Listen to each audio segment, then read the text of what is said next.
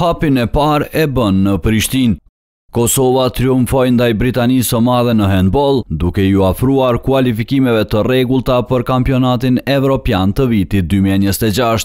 Me paraqitjen e handballistëve kosovar i kënaqur mbeti edhe kryeministri i vendit Albin Kurti. Dardanëve ju mbeti ta mbrojnë fitoren prej 8 golave në ndeshjen e kthimit, e cila u zhvillua sot në Britaninë e Madhe. Emisioni u përmbyll me sukses.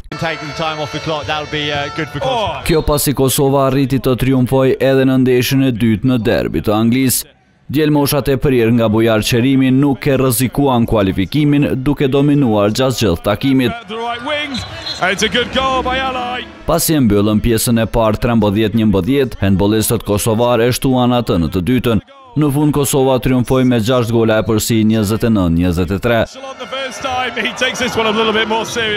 Handballistët Dardan tash i presin kundërshtar më të fortë drejt arritjes së ëndrrës, kualifikimin për herë të parë në një kampionat evropian.